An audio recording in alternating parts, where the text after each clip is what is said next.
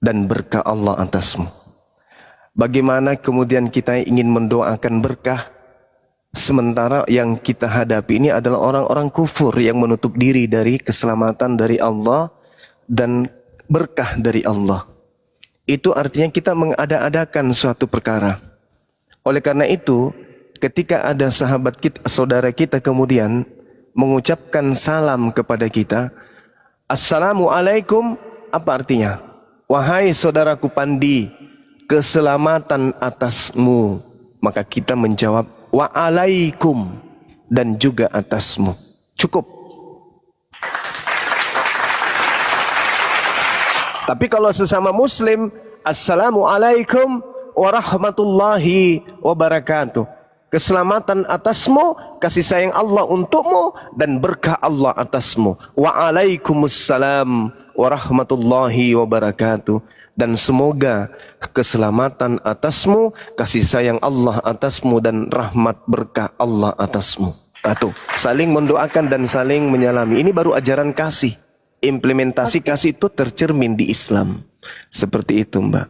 Dalil. Pertanyaannya Bang Zuma, apakah Nabi Muhammad melakukan hal yang sama kepada orang-orang di luar Islam pada saat itu ketika ia disapa? Di luar Islam? Iya. Rasulullah itu memberikan contoh. Hadis Bukhari nomor 6257, hadis Muslim kemudian 2163, Rasul Muhammad sallallahu alaihi wasallam bersabda, Qala Rasulullah sallallahu alaihi wasallam, Idza sallima alaikum ahlul kitab faqulu, maka katakanlah wa alaikum. Maka katakanlah kepada mereka wa alaikum. Apa itu? Dan juga atas kalian. Seperti yang saya sampaikan barusan. Seperti itu. Nah, kalau di dalam kitab saudari kita Mary kan memang mengucapkan salam kepada Islam itu adalah sebuah kejahatan, kan ya?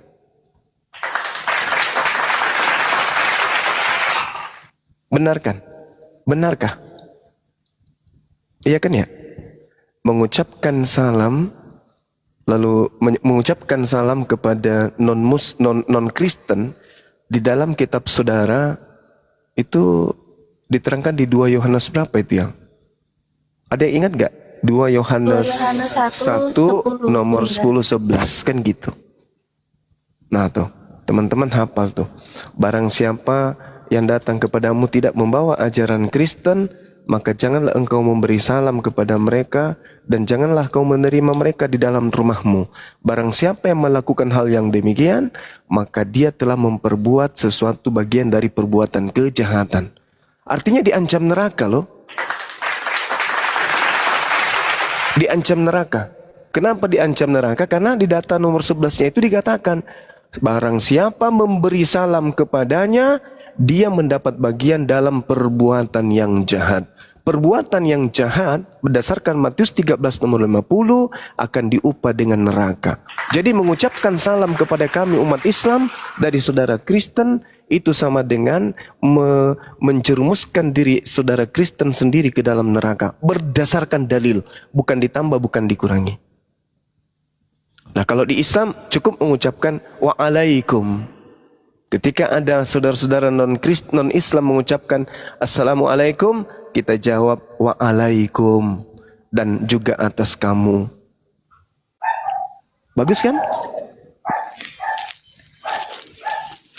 Tapi banyak itu petinggi-petinggi yang Kristen ketika memulai pidatonya pasti kan mengucapkan semua kalimat sapaan sesuai dengan agama masing-masing, Bang Zuma. Mungkin Assalamualaikum warahmatullahi wabarakatuh. Shalom. Iya, mungkin karena mereka ini iya. Jadi kayak mana kalau begitu? Mungkin karena mereka ini seorang pemimpin, sama seperti saya. Saya di kantor juga menyatakan hal yang sama. Assalamualaikum warahmatullahi wabarakatuh. Semangat siang bapak-bapak, ibu-ibu sekalian. Itu penghargaan sebagai seorang pemimpin atau orang yang diamanahkan untuk menyampaikan sesuatu, itu nggak apa-apa. Maksudnya ini adalah pada saat berjumpa di luar atau di jalan, seperti itu maksudnya. Karena ini adalah ketentuan di dalam Islam. Oke, Bang Zuma. Iya. Oke, Oke.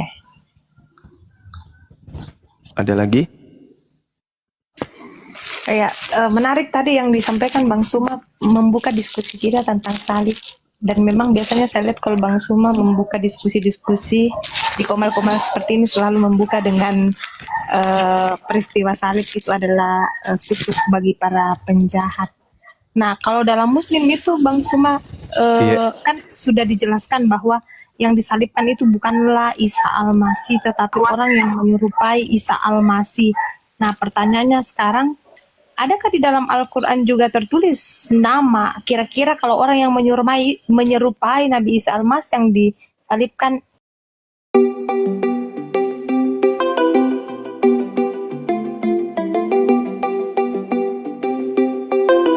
adakah dalilnya yang data yang bisa dijadikan acuan bahwa memang itu mengarah ke Yudas atau hanya asumsi saja? Ya, baik. Jadi gini, saudari saya ya, kalau di dalam Al-Quranul Karim, datangnya di abad ke-7. Al-Quran itu datang di abad ke-7. Bukan datang sejenak setelah masa Isa diangkat ke langit. Ya. Dan kedatangan kemudian Al-Quran itu bukan menjadi kesinambungan cerita dari peristiwa penyaliban. Berbeda dengan agama Kristen yang mengambil cerita itu sebagai satu tindakan dalam beragama.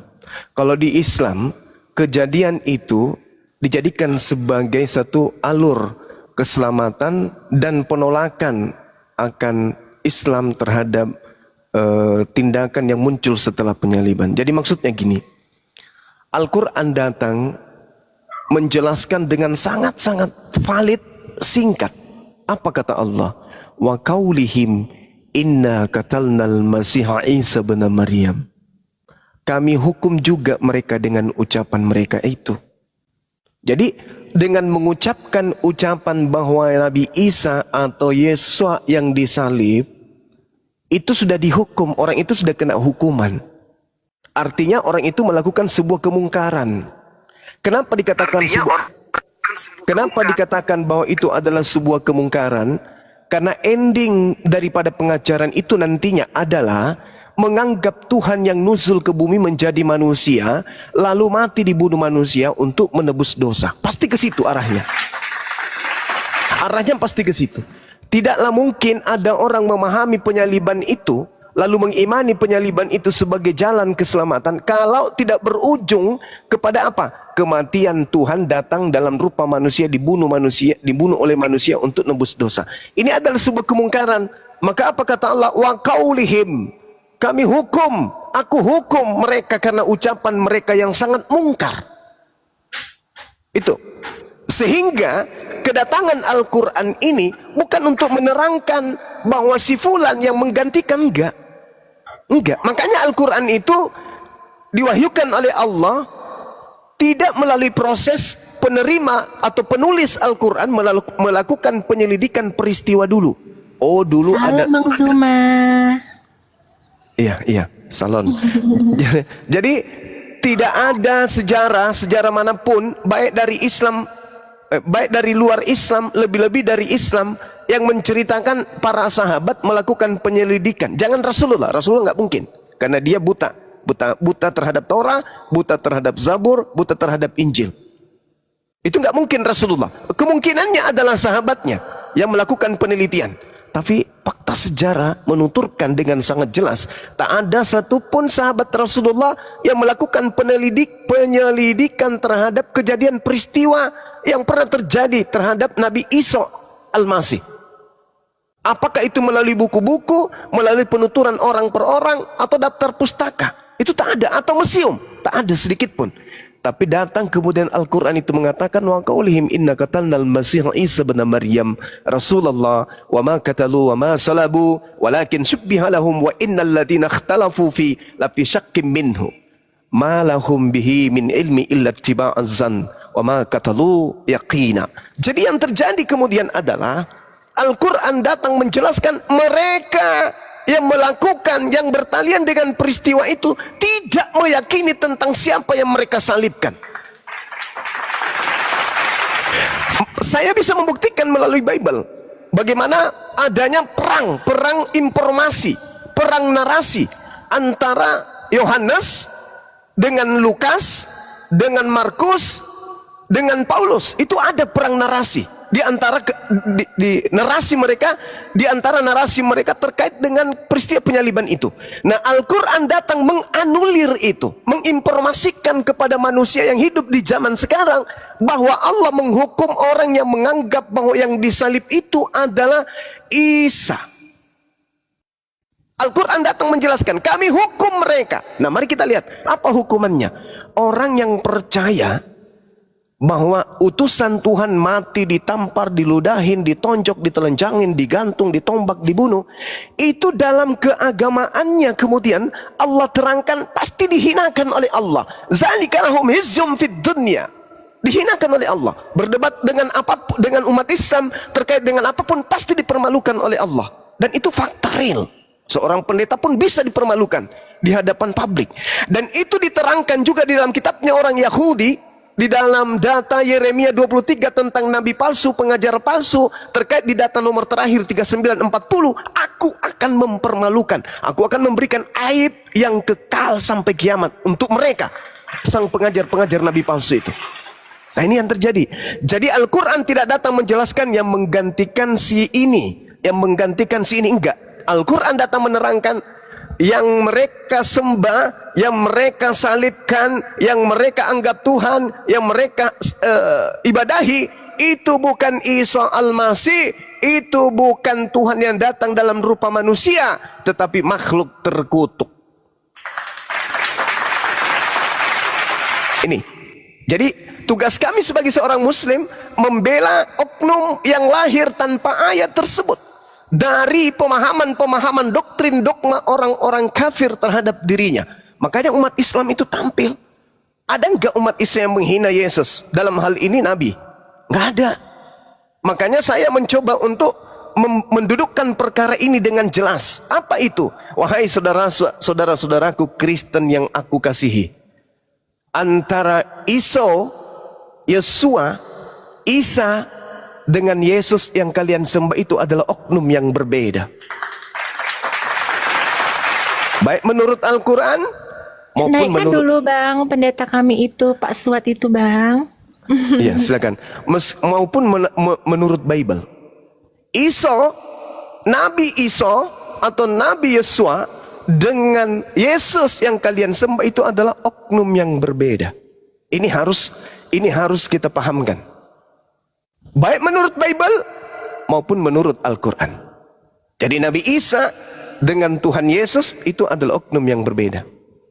Tuhan Yesus, Tuhannya saudara Kristen yang bermula dari gerakan Romawi, Yunani, lahirlah Katolik. Sedangkan Nabi Isa adalah sosok yang datang di tengah-tengah muridnya Bani Israel, mengajarkan mereka untuk kembali kepada hukum Torah.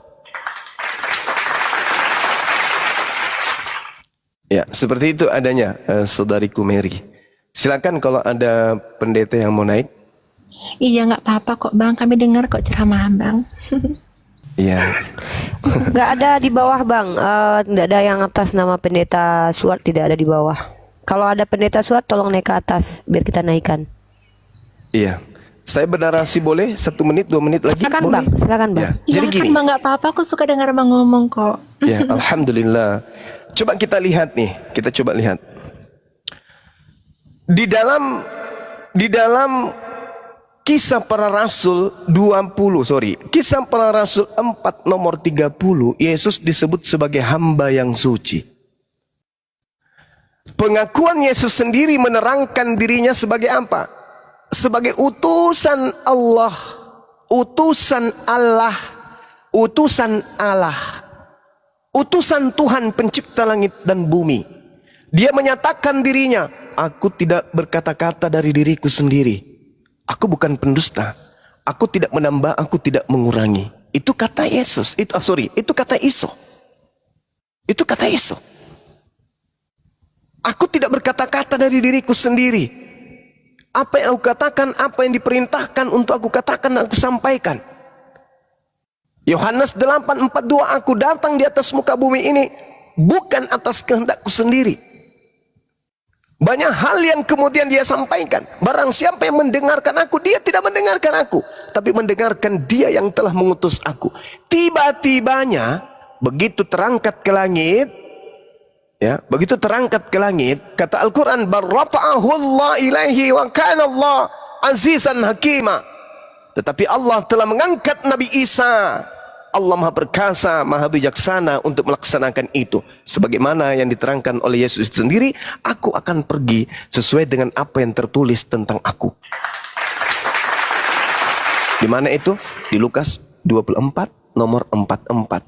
Dan juga di dalam Matius 16. Subhanallah. Jadi sekarang mari kita lihat tolak ukurnya. Markus 8:31, Yesus dibunuh. Markus 9:31, Yesus dibunuh. Markus 10:34, diolok, dihinakan, direndahkan, diludahi, disesah, dibunuh. Markus 15 nomor 19, Yesusnya dipukul bagian kepalanya, lalu diludahin. Markus 15 nomor 24, direbutkan pakaiannya, ya, artinya dia ditelanjangi di situ. Markus 15:34, dia teriak ditinggalkan kemudian oleh Tuhannya. Lukas 22 nomor 63, Yesus dihinakan dan dipukuli. Ini perlakuan-perlakuan seperti ini kemudian itu tidak akan menjama Isa Al-Masih. Tidak dijama. Bang Juma, adek mau Iya. keluar dulu ya, soalnya ada perempuan berhijab panas soalnya. Adek keluar dulu ya. Kita sama-sama keluar, jangan keluar sendiri. Aduh, diajak bersamaan. Ya udah, aku nggak jadi keluar kalau gitu, tetap di sini aku. Ya, jadi seperti itu adanya. Lalu kemudian, menurut Al-Quran, yang disalib itu adalah orang yang ngapain sih lu nangis? Apaan sih lu? Orang lagi serius juga. Tadi saya mau turun, mau buka komal sendiri, turun bersamaan, keluar bersamaan di sini. Iya bang, ya Allah, adek kan nggak ketawa, cuman cengingikan adek Ya, bang. itu dia makanya. Nah, kita lihat ya sedikit lagi ya. Kita lihat lagi ya, teman-teman. Menurut Al-Quran, yang disalib itu adalah orang yang durhaka, kan gitu ya. Yang disalib itu adalah pelaku dosa. Yang disalib itu adalah orang yang melakukan dosa yang sepadan dengan hukuman mati. Dan itu juga diterangkan di dalam kitabnya Yahudi. Ulangan 21 nomor 22 sampai 23. Yang disalib itu adalah orang yang dikutuk oleh Tuhan. Begitu juga pengakuan Paulus sendiri, Galatia 3 nomor 13, yang disalib itu adalah orang yang terkutuk. Al-Quran, Torah, dan surat Paulus mengatakan hal yang sama. Yang disalib adalah orang yang dikutuk. Muncul Kristen belakangan mengatakan yang disalib itu adalah Nabiullah, Rasulullah, yang datang mengajarkan jalan kebenaran hidup di tengah-tengah Bani Israel. Sehingga ada tertulis dalam 2 Korintus 5:21, Roma 5 nomor 8, Roma 5 nomor 6, 1 Korintus 15 nomor 3, 1 Petrus 2 nomor 24, 1 Petrus 3:18, bahwa Yesus mati terkutuk untuk menanggung dosa-dosa Kristen. Nah, ini yang kita ingin tahu. Dari Kristen kok ada ilmu kayak begini? Dari mana Kristen tahu berdasarkan surat-surat Paulus bahwa Yesus mati terkutuk untuk orang-orang Kristen? Ini ajaran dari mana ini? Karena setahu saya belajar, baik Al-Quran maupun kitabnya orang Yahudi, Tuhan meminta kurban persembahan penebusan dosa itu hanya hewan, binatang. Tak pernah manusia. Yang minta manusia sebagai pendamai itu hanya Dewa Molok. Sedangkan agama Kristen melalui surat-surat Paulus, dosa-dosa Kristen itu dihapus oleh Yesus. Yesus yang mana ini yang menghapus dosa ini? Yesus yang mana ini? Yesus yang datang di tengah-tengah Bani Israel sebagai nabi kah? Atau Yesus lain? Yesus lain yang datang kepada Paulus dengan membisikkan, "Akulah Yesus yang kau aniaya." Yesus inikah yang menanggung dosa Kristen? Yesus siapa ini yang datang membisik-bisik ini? Sampai Paulus dibisikin, sampai Paulus bisa nulis 13 buku. Ini Yesus yang mana ini? Yesus palsu, Paman. Ya, mungkin Saudari Mary bisa menanggapi atau ada yang lain. Uni Ripa mungkin menambahkan atau Dinda Natalia. Saya moderator aja bang. Kalau ada abangku di sini saya cuma jadi dayang-dayang. Jadi di sini ada Kak Mary dan Kak Mary ini teman-teman netizen, beliau adalah seorang Kristen yang luar biasa, mencari tahu, belajar. Kak Mary mohon ditanggapi Bang Zuma dan kita kedatangan Pak Pendeta Suruat. Halo, selamat siang Pak Pendeta. Ada pendeta. Selamat siang saudariku. Ya, Saudaraku sebelum- semua. Selamat siang. Siang. Ya. Silakan. Sebelum ke Pak Pendeta, kita minta tanggapan Kak Mary dulu ya. Kak Mary silakan ditanggapi Bang Zuma, baru nanti Pak Pendeta kita kasih hak untuk menjelaskan kalau bisa membantah Bang Zuma ya. Silakan Kak Mary. Oke, terima kasih Bang Zuma, Uni Rifa. Jadi kenapa saya pertanyakan soal siapa yang dikatakan saudara-saudara Muslim itu yang disalibkan itu yang menyerupai Nabi Isa, karena memang sebagian teman-teman Muslim itu dia langsung mengklaim bahwa itu adalah Yudas Iskariot sendiri. Nah, makanya saya selalu katakan memangnya ada data bahwa itu memang Yudas, karena Bang Zuma tadi jelaskan bahwa tidak ada kesinambungan antara cerita di mana Isa Al-Masih itu datang ke penulisan Al-Quran, karena itu berbeda sangat jaraknya sangat jauh. Al-Quran nanti ditulis di abad ke-67 seperti itu, sedangkan Nabi Isa sangat jauh jaraknya dengan penulisan Alkitab. Tetapi mengapa saudara-saudara Muslim rata-rata mengatakan bahwa yang menyerupai itu adalah Yudas, seperti itu. Dia katakan seperti itu. Tapi saya sudah dengar di penjelasannya hari ini. Terima kasih Bang Suma untuk pencerahannya. Iya. Oke, silakan Pak Pendeta. Shalom Pak Pendeta. Ada Pak Pendeta Suat. Suat. Ya, Pak Pendeta Suat. Saya Silakan Pak Pendeta. Nasrani Pak Pendeta Suat. Baik. Oke, Kak Mary menyimak dulu ya antara Pak Pendeta dengan Bang Zuma. Silakan Pak Pendeta. Oke, Baik, Kak. terima kasih. Saya mendengar yang disampaikan saudaraku Zuma. Itu sesuatu hal yang narasinya itu dongeng sebenarnya. Karena kita harus lihat rekonstruksi peristiwa orang-orang yang hadir pada waktu peristiwa penyaliban Yesus Kristus. Itu ada rasul-rasul yang lain, yaitu Rasul Petrus. Bahkan di dalam catatan Injil Matius pasal yang ke-27, itu ada upaya untuk mengaburkan mengenai peristiwa kebangkitan Yesus oleh sejumlah orang-orang ahli Taurat untuk membayar para prajurit Romawi untuk menyebar berita bohong bahwa mayat Yesus telah dicuri. Jadi peristiwa mengenai kematian Kristus di atas kayu salib itu peristiwa penggenapan dari Kejadian pasal 3 ayat 15. Apa Bang Zuma tahu ini? Tahu. Saya udah tamat kalau itu Pak Pendeta. Tamatnya bagaimana? Jangan sampai sekolah salah. Keturunan Hawa, keturunan Adam akan bermusuhan dengan keturunan iblis sampai kiamat. Tidak ada hubungannya dengan Yesus di situ, Bang. Keturunan di situ dia keturunan perempuan. Yes. Semua manusia yang ada ini adalah keturunan laki-laki. Siapakah keturunan perempuan itu? Di dalam iman Kristen, satu-satunya keturunan perempuan itu ialah Yesus Kristus. Dia tidak diperanakan melalui laki-laki. Roh Kudus. Anda harus banyak belajar berarti Pak Pendeta. Berarti Anda yang kurang belajar Bang Zuma. Oke, saya kasih dalil, Bung. Yohanes Ya, 3 nomor silakan. 8. Berapa? Yohanes 3 nomor 8.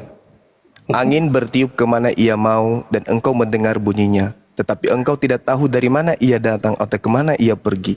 Demikianlah halnya dengan tiap-tiap orang yang lahir dari roh. Yesus lahir dari roh Allah. Tiap-tiap orang yang lahir dari roh Allah.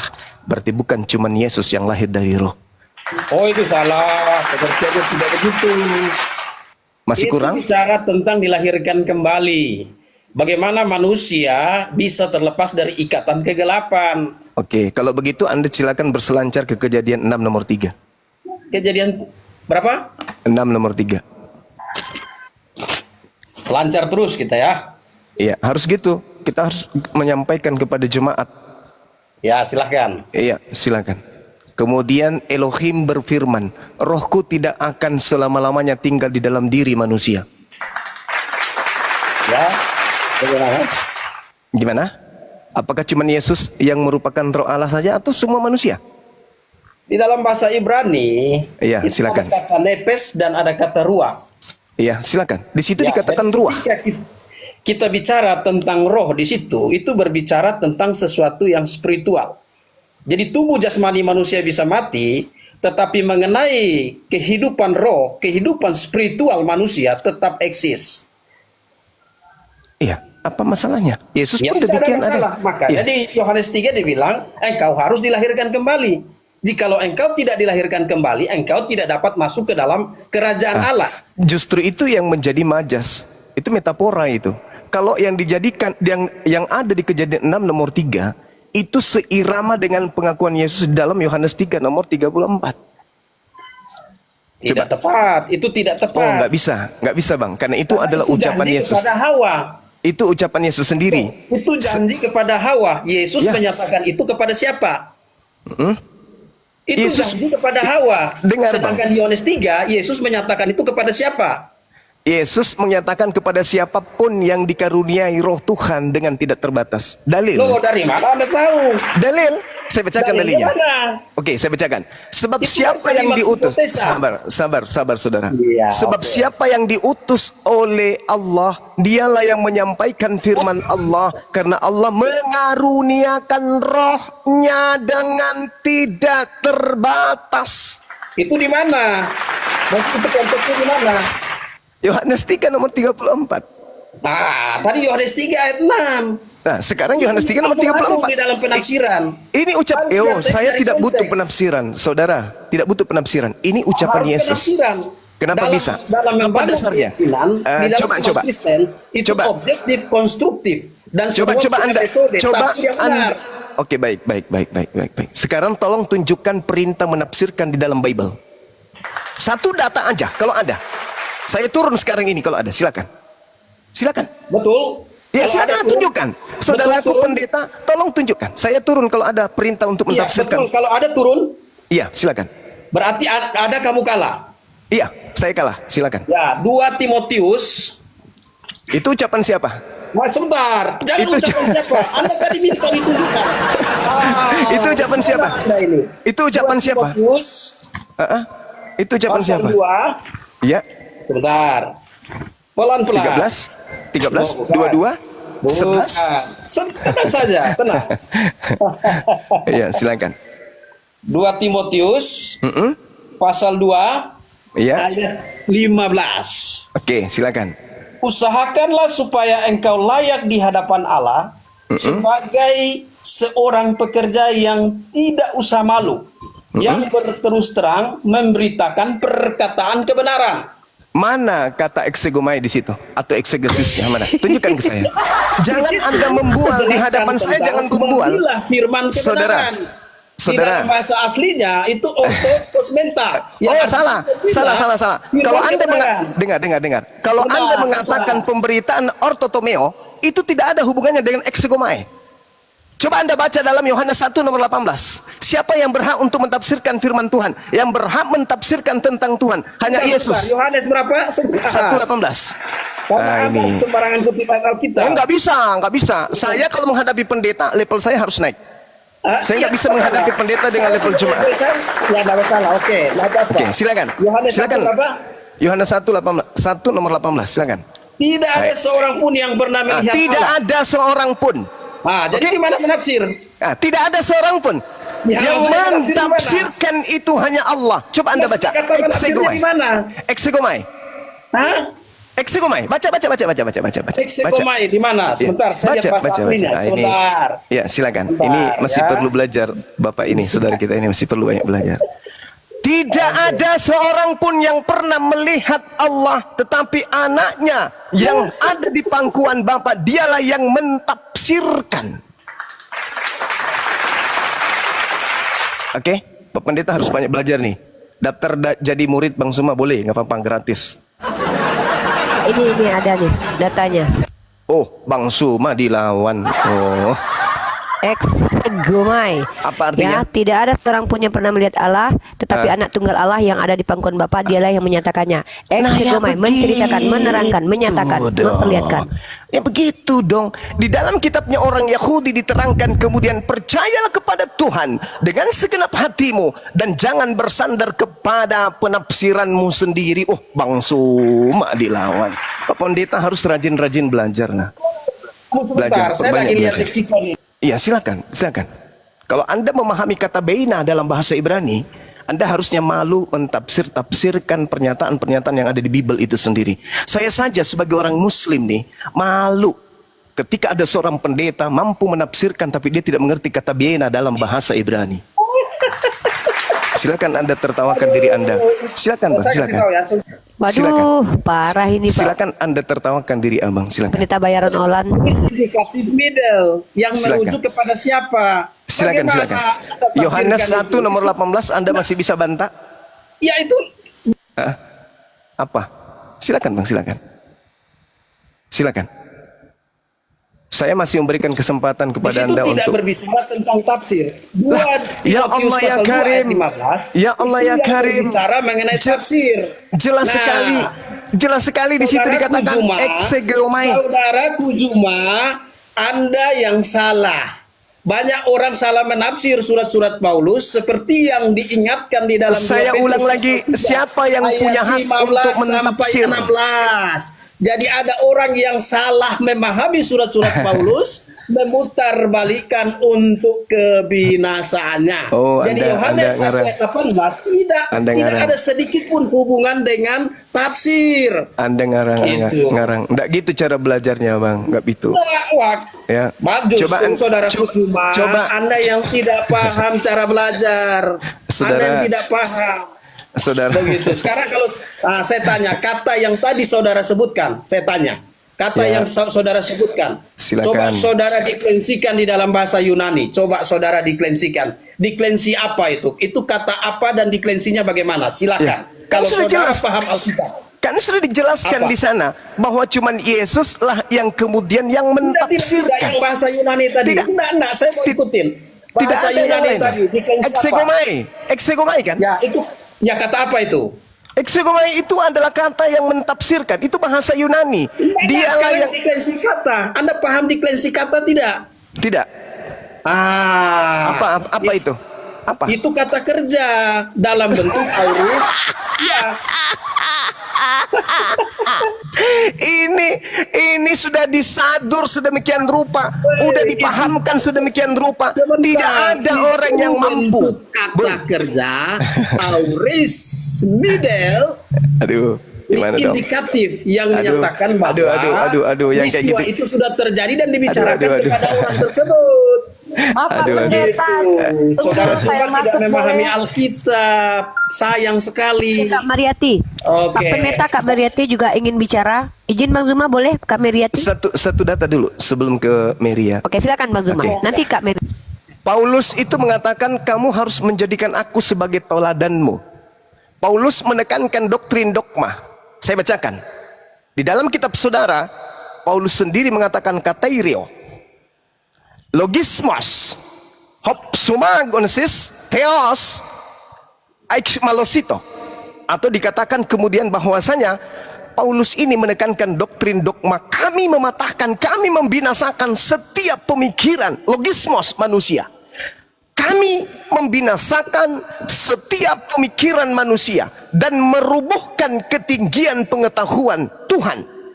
Kami menawan pikiran dan menaklukkan kepada Yesus.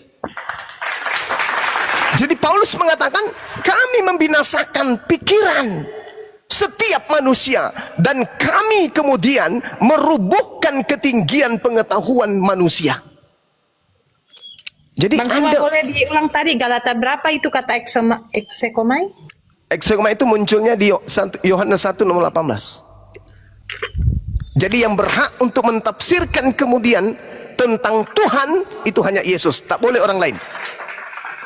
Jadi kalau orang Kristen hari ini mentafsirkan Yesus adalah Tuhan yang datang dalam rupa manusia, dalam tubuhnya kepenuhan Elohim, dia mengambil rupa manusia, tidak mempertahankan diri dia mati di atas tiang salib. Itu adalah tafsiran manusia yang tidak berasas kepada pengajaran Yesus. Subhanallah, Yesuslah nabi rasul yang punya hak untuk menjelaskan tentang Allah, bukan ente Pak De, bukan saudara pendeta, bukan pastor, tapi Yesus. Apa penjelasan Yesus tentang Tuhan? Ada?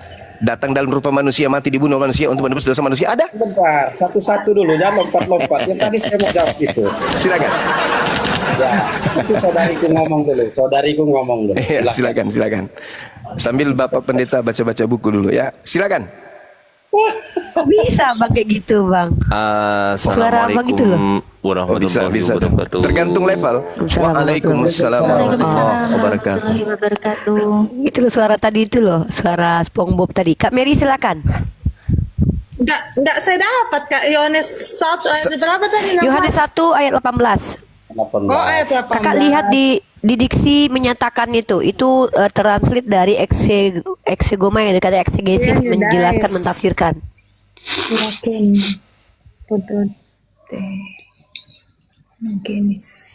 Ya, silakan Kakak sampaikan sebelum kita lanjut Bang Zuma lagi dan Pak Pendet. Apa boleh dilanjut dulu Pak Pendeta dengan Bang Zumanya Kak Mary?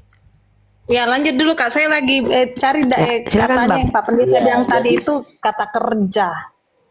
Itu kata kerja. Jadi Bang Zuma ini, saudaraku Zuma ini, dia hanya berpikir bahwa menafsir Alkitab itu hanya eksegesis. Di dalam ilmu tafsir kami itu ada yang namanya hermeneutika, naik ke eksegesis, dari eksegesis naik ke biblical theology, dari biblical theology naik ke systematical theology, dari systematical theology barulah disimpulkan menjadi practical theology. Jadi kalau hanya melihat satu kata exegato lalu dihubungkan itu sebagai penafsir, itu salah. Justru penafsiran bicara tentang metode tafsir itu dijelaskan Rasul Paulus di dalam 2 Timotius 2 ayat 15 tadi, memilah firman kebenaran secara tepat. Itu.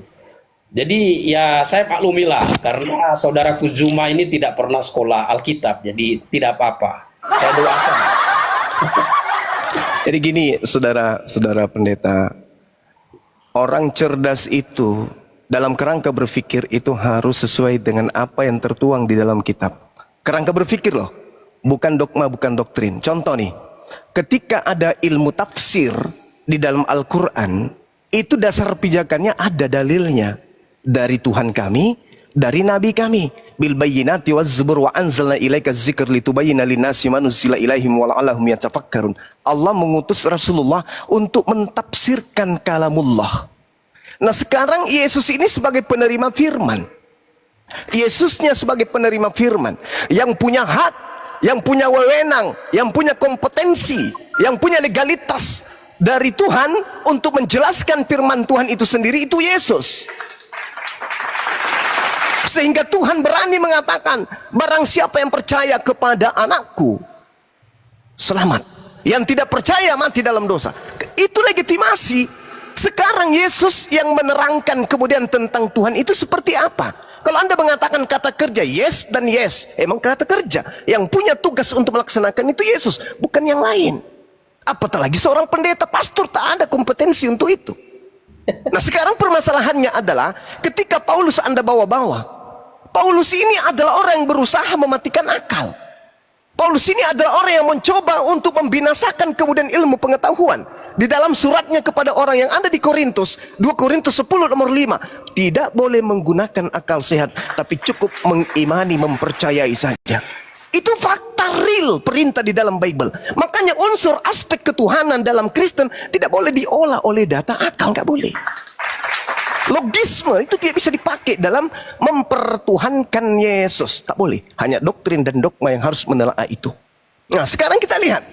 Oke, Amsal saya- sabar. sebentar. Ini Iya, ada silakan. fitnah yang saudaraku Zuma buat untuk Paulus. Silakan. Paulus mematikan akal. Itu fitnah. 2 Karena di Korintus 10 nomor 5. Roma 12 ayat yang ke 2, ini Paulus menuliskan, janganlah kamu menjadi serupa dengan dunia ini, tetapi berubahlah oleh pembaharuan budimu.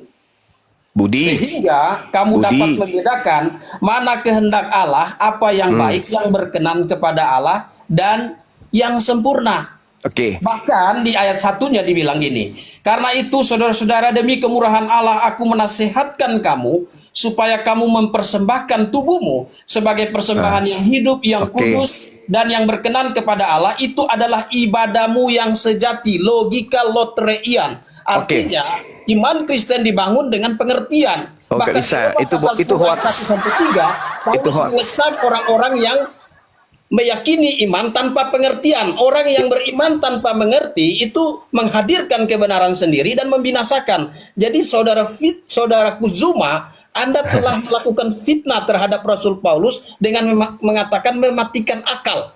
Dengan mengutip sebagian ayat, lalu saudara tidak mengerti ayat itu, saudara menyimpulkan bahwa Paulus mematikan akal. Ini tidak benar. Oke, baik. Giliran saya menjawab sekarang. Anda membawa kemudian pemberitaan Paulus kepada orang Roma. Sekarang tolong ketika Anda mengatakan Paulus ini mengajarkan untuk perubahan oleh pembaharuan budimu, pertanyaan saya, yang harus berlaku adalah kehendak Allah. Tolong tunjukkan kepada saya ini, berdasarkan pengertian, pemahaman, pendalaman materi. Apa itu? Allah atau Tuhan yang datang kepada para nabi, khususnya Bani Israel, itu berkehendak agar mereka ibadah Sabtu atau ibadah Minggu. Silakan. Tolong Anda tunjukkan pengertian, pendalaman materi terhadap kehendak Allah yang datang ke bumi ini melalui para nabinya Bani Israel. Mereka diperintahkan untuk menjalankan kehendak Allah, menjaga Sabat, Sabtu atau menjaga Minggu. Ibadah Sabat yang berhubungan dengan hukum Taurat itu telah diakhiri waktu Yohanes tampil. Jadi ibadah Sabat hari Sabtu itu ibadah simbolik yang terikat dengan hukum lahiriah, hukum ritualistik, hukum simbolistik. Jadi Lukas 16 ayat 16, ketika Yohanes tampil, Yohanes menuju kepada Yesus, lihatlah anak domba Allah yang menghapus dosa dunia. Domba yang di perjanjian lama itu sudah datang domba yang sesungguhnya, yaitu Yesus. Maka diakhiri ibadah simbolik masuk ke dalam ibadah dalam roh dan kebenaran. Di dalam Yohanes 4 ayat 23, Yesus berkata, saatnya sudah tiba bahwa penyembah-penyembah yang benar akan menyembah Bapa di dalam roh dan kebenaran. Hari ini kami tidak beribadah terikat oleh hari. Hari ini kami beribadah di dalam roh dan kebenaran. Ibadah secara hakikat. Sekarang tolong tunjukkan kehendak Allah ibadah Minggu. Silakan. Ini kan kehendak Allah. Katanya harus pembaharuan budimu dan harus menjalankan perintah Allah. Ya, Sudah sekarang Anda terjadi tunjukkan. pembaharuan budi. Oke, Itu sekarang sebabnya di tunjukkan. Kisah Rasul 20 ayat 7, itu jemaat berkumpul hari Minggu atau hari pertama. Yang saya minta kehendak Allah. Ibadah Minggu itu mana? Ya kehendak Yesus sendiri dikatakan bahwa orang-orang Yahudi sendiri. Dan saya tunjukin Yohanes pasal 5. Kita lihat ya. Ya, silakan. Ya. Yohanes pasal 5. Yohanes 5 ayat yang ke-18. Oke. Ya, sebab itu orang Yahudi lebih berusaha lagi untuk membunuhnya. Bukan saja karena ia meniadakan hari Sabat. Meniadakan hari Sabat. Jadi harus, itu mengandung makna implisit bahwa dengan hadirnya Yesus, semua sistem ibadah simbolik termasuk mengkhususkan hari Sabat sebagai hari khusus telah diakhiri, masuk ke dalam ibadah hakikat, ibadah dalam roh dan kebenaran. Di mana di mana Tuhan itu menghendaki menghilangkan hari Sabat itu di mana, Bang? Di mana kehendak Allah itu mana? Menghilangkan, tetapi kan hilang. menggenapi. Kok Kalau hari Sabtu tadinya digenapi jadi Minggu? Ibadah itu terikat oleh hari, maka sesudah masuk ibadah dalam roh dan kebenaran, ibadah itu tidak diikat oleh hari. Itu sebabnya rasul-rasul dalam Kisah Rasul pasal 2 setiap hari mereka Ini yang berkumpul. ini yang Anda sampaikan ini membantah firman Tuhan yang ada dalam Keluaran 31 ini. Dasar Anda itu apa? Mengatakan bahwa 31 itu sudah diakhiri dalam Lukas 16 ayat 16. Kata yaitu siapa? ketika Yohanes tampil. Iya, makanya kata siapa? Kata Alkitab. Nah, bagus. Nah, ini ya teman-teman, kalau sudah ada kata Alkitab berarti sudah menyerah. Itu sudah tak ada lagi nih. Tak ada Tidak lagi menyerah, dalil karena Alkitab yang adalah firman Allah. dari mana Anda mengatakan bahwa Bible itu firman Allah? Alkitab firman Allah itu kami Dari terima. mana? Nah, saya Theophilus jelaskan. yang mulia, Theophilus yang mulia, itu firman Tuhan. Nah, itu ilham. Oh, itu ilham. Beda lagi. Jadi syarat sebuah kitab ini untuk perjanjian baru. Saya kasih tahu saudaraku Juma. Syarat sebuah kitab menjadi firman Allah itu ada 3 syarat. Yang Kata siapa? Oke. Kata Yang siapa, Bang? pertama, bagaimana? Kata siapa syaratnya 3? Nah, syarat itu dibuat memasuki abad kedua, gereja-gereja itu sudah punya kanon. Ini Makanya tadi kita, syaratnya itu yang pertama. Makanya dengar saya dulu supaya saudara itu bisa tahu tidak sembarangan memfitnah iman Kristen. Jadi oh, ya saya seperti tidak tadi. memfitnah. Tadi Bang, saudara bilang coba Paulus mematikan akal. kembali dulu. Baca coba 2 Korintus 10 nomor 5. Ini mau tujuan apa ini? 2 Korintus 10 ayat 5. Terus Anda kan menuduh saya memfitnah. Kalau Paulus tadi itu kan mematikan saudara bilang akal. mematikan akal. Paulus Yes. Boleh diselesaikan dulu Pak Pendeta. Saya juga mau dengar syarat Alkitab itu diterima menjadi kitab suci Oke. melalui Saya- kanon abad kedua. Sudah dijawab saya jawab melalui dulu. kanon. Berarti Ini bukan permintaan firman Tuhan saudariku. lagi. Bang Zuma, Melalui izinkan kanon. aku jelaskan dulu. Iya, silakan. Untuk saudariku. Ya, jadi syaratnya itu ada 3. Yang pertama, kitab itu harus ditulis oleh rasul. Karena rasul adalah saksi mata. Saksi yang menyaksikan peristiwa Injil itu. Yang kedua, kalau tidak disaksikan rasul, dia harus didukung oleh rasul. Seperti Injil Markus didukung oleh Rasul Petrus. Kisah para Rasul dan Injil Lukas didukung oleh Rasul Paulus. Yang ketiga, kalau tidak ditulis rasul, tidak didukung rasul, harus dibaca rasul. Dan rasul terakhir yang wafat adalah Yohanes di Pulau Patmos. Sehingga sesudah itu, ada kitab-kitab yang muncul menjadi kanon itu tidak diterima lagi karena rasul adalah Pertanyaannya, otoritas yang wahyu membuat syarat itu siapa? iman Kristen. Oh, bagus. Karena ajaran rasul. Orang Bagus. Kristen perjanjian baru tengoklah. berpegang pada ajaran rasul. Tengok. Jadi rasul bagi kami Allahu itu Akbar. Bung, tak ajarin Bung ya. Di dalam kitabnya orang Yahudi, percayalah kepada Tuhan dengan segenap hatimu. Jangan bersandar kepada pengertianmu sendiri. Gak boleh. Saudara Rasul. bikin syarat-syarat sendiri. Lalu bukan Anda syarat mengatakan, sendiri. Rasul itu adalah Rasul orang-orang siapa? yang dipilih khusus untuk Siapa yang pilih? meneruskan ajaran Yesus Kristus. Yang pilih Dalam siapa, Bang? Yang Injil pilih siapa? Yohanes pasal yang ke-14 ayat yang 20. pilih siapa? Yang pilih Yesus siapa? Kristus. Di mana Yesus memilih Lukas, Markus, Paulus? Di dalam Ada. Yohanes 6 nomor 70, sabar. Yohanes 6 nomor 70. Bukankah aku yang telah memilih kalian yang 12? Di mana Yesus memilih Paulus, Lukas, Markus? Tunjukkan kepada saya. Silakan. Lukas itu tadi kan sudah dengar penjelasannya. Anda nangkap nih Bang Juma ini. Di mana Lukas. Yesus Tulisan Lukas itu didukung oleh Rasul Paulus. Dan Maksudnya begini tulisan Pak Rasul Pendeta, maksudnya Pak Pendeta, Yesus kan hanya memilih 12 rasul. Di mana Yesus itu memilih Matius, Markus, Paulus. Sedangkan Matius itu siapa? Apakah Matius pemungut cukai Bukan. Matius, Matius itu Rasul. Bukan. Rasul. Aduh, parah ini. Amsal 3 nomor 5, janganlah bersandar kepada pengertian kalian sendiri, tetapi harus bersandar kepada Kami tidak kepada bersandar Tuhan. pada pengertian kami, justru kami Lalu? berpegang pada ajaran Rasul. Dan Rasul yang itu manusia, Bang. Harus bersandar kepada Tuhan, Ya, Rasul bukan itu kepada diberikan manusia. Ilham. Di mana Rasul itu tertulis? diberikan ilham Oke, baik. di dalam Injil Yohanes, Oke, baik. 14. Saudara pendeta, tolong tunjukkan di mana tertulis Lukas menerima ilham. Silakan. Yohanes. Nah, ini saya Mas Yohanes pasal yang ke-14. Lukas. Ya, saya kan harus jelaskan itu secara konstruktif. Yang saya tanya Lukas. Lukas itu menerima ilham Di itu mana? dikukuhkan oleh rasul, diterima oleh jemaat.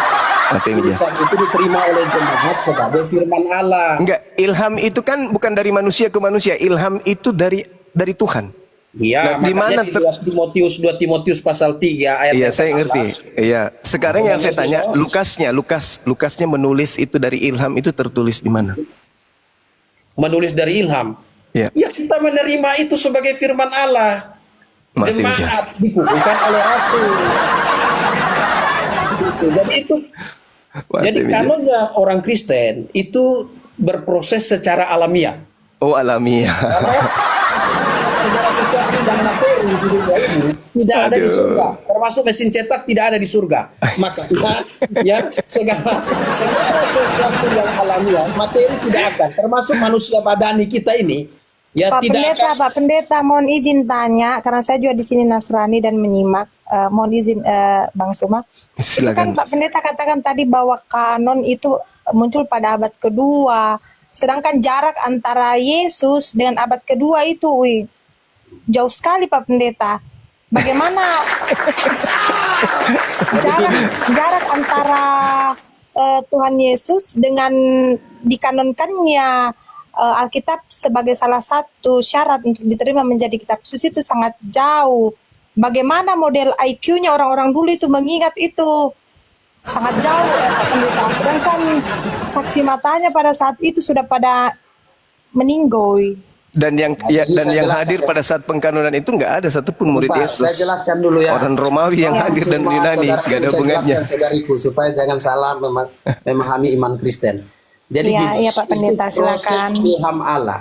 Yesus Kristus memberitahu di dalam Yohanes 14 ayat 25 dan 26. Semuanya itu kukatakan kepadamu selagi aku bersama-sama dengan kamu. Tetapi penghibur, yaitu Roh Kudus, akan diutus oleh Bapa dalam namaku. Dialah yang akan mengajarkan segala sesuatu kepadamu dan akan mengingatkan kamu akan semua yang telah kukatakan kepadamu. Jadi inilah yang kita pahami bahwa penulis-penulis kitab Perjanjian Baru yang masuk di dalam kanon itu menulis dengan ilham Allah. Sebelum ada kanon, ya tahap penulisan, orang-orang Kristen jemaat itu dilengkapi dengan 9 karunia yang disebutkan di dalam 1 Korintus 12 itu mengenai 9 karunia. Jadi selama proses karunia itu, selama proses pengkanonan, penulisan, Tuhan lengkapi jemaat, membangun iman jemaat dengan karunia. Ya, dengan karunia. Nah, 1 Korintus 13 ayat 8 sampai ayat 10 itu menjelaskan bahwa karunia itu akan berakhir, bahasa lidah akan berhenti, pengetahuan akan lenyap, sebab pengetahuan kita tidak lengkap dan nubuat kita tidak sempurna. Jika yang sempurna tiba, maka yang tidak sempurna itu akan lenyap. Nah, yang tidak sempurna itu adalah karunia. Yang sempurna itu adalah kanon, ya PL dan PB. Jadi sesudah ada kanon PL dan PB, sesudah Rasul Yohanes wafat tahun 96, maka orang Kristen menggunakan kanon Perjanjian Lama, Perjanjian Baru. Makanya ada bapak gereja namanya Tatian, dia menulis harmonisasi Injil di abad kedua, yaitu judulnya Diatessaron. Boleh masuk, Gurunda? Ya, Assalamualaikum. Ya, silakan. Boleh ngomentari, Gurunda? Ya, silakan. Tapi nanti kalau misal saya kepanjangan, minta tolong dipotong ya, Gurunda ya. Ya, kamu bawa Mister. Kanon. Oh iya betul. Pengukur. Oh, iya betul. Iya, Jadi iya. gini Pak Pendeta, Anda mengatakan di kanon abad keberapa Pak Pendeta? Abad kedua. Abad kedua, betul. Betul. Bentuk kanonnya apa Pak Pendeta? Kanonnya itu ya begini, penulisannya itu ada dalam bentuk Macet. penulisan Apa? abad pertama itu pakai papirus, ya. Oke, bentuk kanonnya adalah papirus. Bapak tahu bedanya papirus dengan kodeks? Tahu? Kodeks itu beda dengan papirus. Apa? Ya, coba jelaskan supaya jangan salah. Kok saya yang jelaskan? Gimana Pak Pendeta ini? Ya, silakan. Lo enggak, saya tanya. Bapak mengatakan bentuk yang di kanon adalah papirus, betul? Hah? Betul? Bentuk yang di kanon Betul? adalah papirus. Loh, iya, saya kan tanya bentuk kanonnya apa. Bapak jawab papirus kan gitu. Itu proses pengkanonan. Loh, proses pengkanonan papirus maksudnya? Ya, ditulis. Loh, ditulis di apa? Ya, di papirus. Ditulis di papirus. Oke, jadi hasil kanonnya itu dibentukkan dalam bentuk apa? Ya, itu masih tahap pengumpulan. Jadi kanonnya Ya, iya. itu, Setelah dikumpulkan itu jadinya dalam bentuk apa? ya waktu itu belum ditemukan mesin cetak. Loh, saya nggak tanya mesin cetak, saya tanya Jadi sesuai setelah dengan dikumpul. karya sastra pada waktu itu. Saya nggak tanya sastra. Pertanyaan saya, bentuk hasil daripada kanonisasi itu dalam bentuk buku kek, dalam bentuk apa kek, itu loh. Dalam bentuk cita-cita Pak Man. Gulungan-gulungan kalau nggak salah. Dalam bentuk gulungan-gulungan kayak papirus kayak perkamen kayak kodeks kayak apa gitu loh. Perkamen itu beda lagi, itu gulungan. Ya pendeta dalam bentuk cita-cita. Saya ini tanya dalam bentuk Gulungan-gulungan kalau nggak apa? salah, kayak perkamen kurang lebih seperti itu. Sebentar Bu, sebentar biar dijawab Pak Pendeta dulu. Dalam bentuk apa Pak Pendeta? Ya, dalam bentuk perkamen bisa, dalam bentuk papirus Oke. bisa. Oke. Jadi perkamen itu dikumpulkan dalam sebuah buku, betul? Di dalam sebuah buku. Kan belum ada Ya. mesin cetak. Enggak. Loh, katanya ditulis. Nah, makanya kan kamu nggak paham kan dia punya cara itu. Loh, saya yang nggak Kamu paham lihat pula orang ini. Orang Batak itu ada silsilah, cara penulisan silsilahnya. Enggak, Itu saya ditulis di tanya. daun. Saya tanya, kalau orang Batak ditulis di daun, kalau orang pada saat pengkanonan itu ditulis di atas apa? Papirus. Papirus. Berarti ada banyak papirus terus dikumpulkan jadi satu gitu. Iya. Oke, namanya apa, Pak? Ya papirus lah, namanya apa lagi? Waduh, Bapak nggak ngerti ini. Nggak ngerti Bapak ini. Papirus itu lembarannya, Pak. Namanya itu papirus, lembaran dari pohon Namanya papirus. kanon. Apa lagi? Mau namanya bagaimana? Mau kamu kasih nama apa? Manuskrip. Oke, baik, saya tanya dulu. Papirus itu manuskrip bukan? Dinda Ardiansa coba minta beliau terangkan dulu. Ya, Siap, Guru, dah. pengkanonan abad kedua itu apa? Siap, Di mana Guru, dah. itu? Di mana? Di mana, Bang? Yang kita Lanjut. tahu itu kan Santo Innocentius itu kan di abad keempat. Nah ini dia abad kedua. Gimana ceritanya? Coba Betul, Gurunda. minta lagi dijelasin. Siap, Gurunda. Iya, Silakan Pak Pendeta. Jadi yang kanon itu siapa pada abad kedua itu siapa aja orangnya yang datang di kanon, dan nama kanonnya apa tuh? Saya kok baru tahu ada kanon abad kedua ya. Ya itu kan dulu abad kedua itu tidak ada terjemahan Latin. Itu dipakai oleh Tertullianus. Nah itu Yang mengkanon siapa? Yang mengkanon siapa namanya? sudah beredar kanon. Kanon itu Namanya siapa? Kanon Enggak, namanya siapa? Kekristenan itu bukan caranya kanon itu dicetak oleh satu orang, bukan. Loh, kok enggak? Tetapi Ini gimana ini? surat-surat Aku Paulus tanya itu namanya. Aku tanya namanya pengkanonnya siapa? Kalau Katolik yang pertama itu adalah pengkanonan yang pertama yang resmi abad keempat, Pak. Konsili-konsili gereja Katolik itu pertama itu para paus. itu salah. Betul. Nah, terus Lu salah Anda pula. mengatakan abad kedua itu Salah, siapa? abad kedua itu Yang sudah ada. Ya siapa? Tatian itu menulis harmonisasi 4 Injil. Judulnya itu Diatesaron. Hah? Tatian? Tatian. Kristian maksudnya? Kaget kamu. Tertullianus. Hah? Ya, karena kamu bukan orang Kristen, bagaimana kamu bisa? Iya, Tatian ini maksudnya siapa? Tristan. Tatian deh lo Pak. Kasihan itu. Kemudian ada Kasihan ya, salah ya. Tertullianus itu Tertullianus. Tertullianus. Ada Tatian, ada Kalau Tatian, Tertulianus. Pak, kalau Tatianus itu bukan penulis. Tatianus, Tatian. Tatian siapa ini? Coba tunjukkan datanya, Pak. Coba tunjukkan datanya. Coba.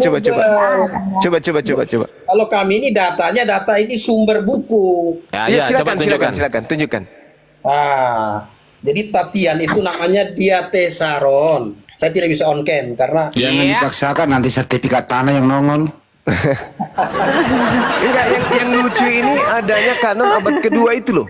iya, O Latin. Bang Sumaku, saudaraku, nanti Bang Sumaku bisa cari O Latin version.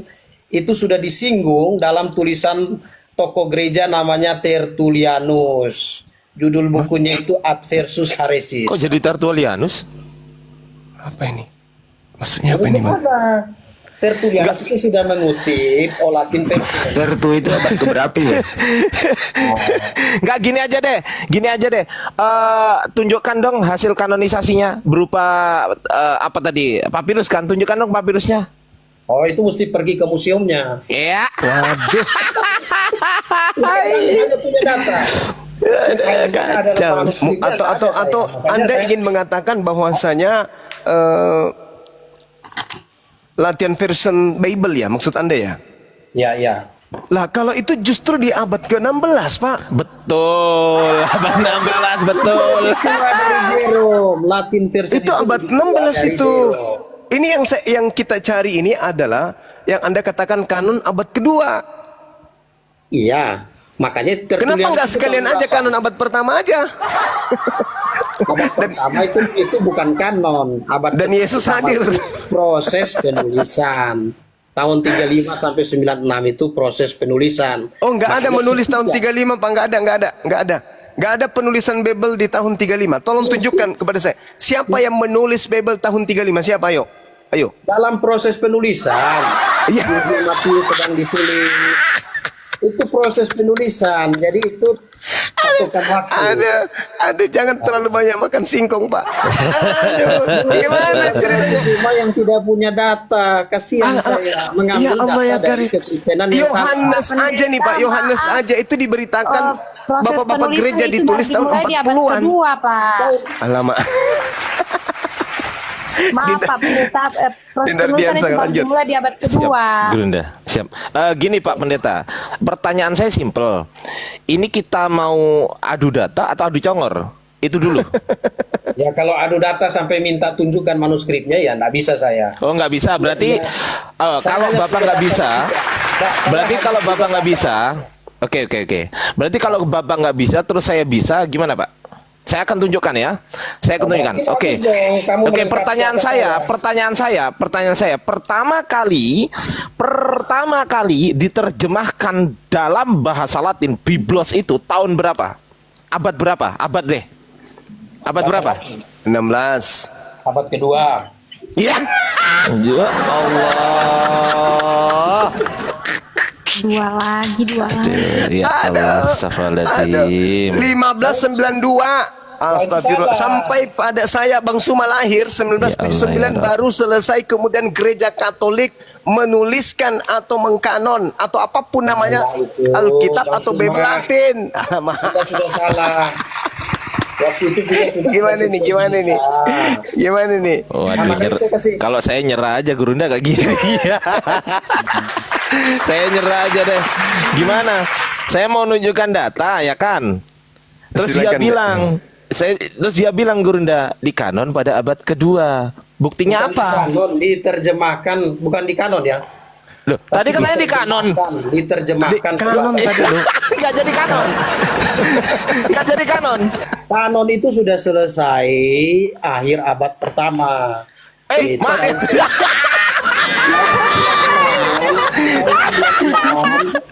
Astagfirullahaladzim, ya Allah. Kitab Wahyu itu kanon. Tahu arti kanon, kata kanon enggak?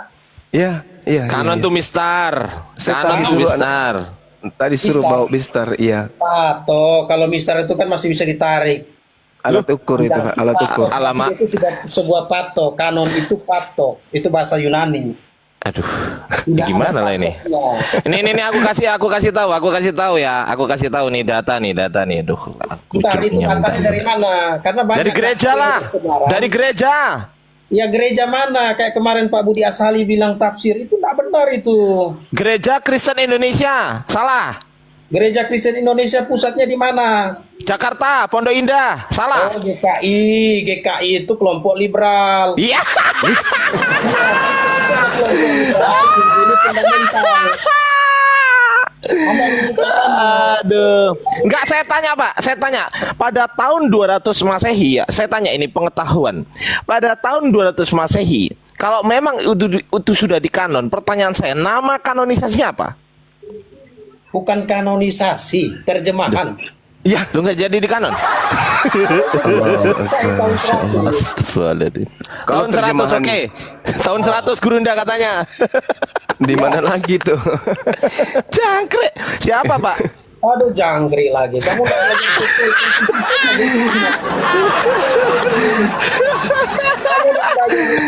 Nih, saya kasih tahu kamu ya. Kalau kamu belajar iya, kasih tahu, Pak. naskah, saya kasih tahu tempat yang tepat, sumber-sumber yang tepat itu ada di Unbound Society. Nah, di situ saudara bisa lihat ya secara lengkap mengenai naskah-naskah.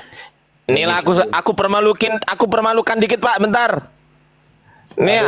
Wah, jangan lama kali aku nggak mempermalukan. Sabar dulu. Aku belum mempermalukan orang dari tadi ya. Dengerin dulu, Pak.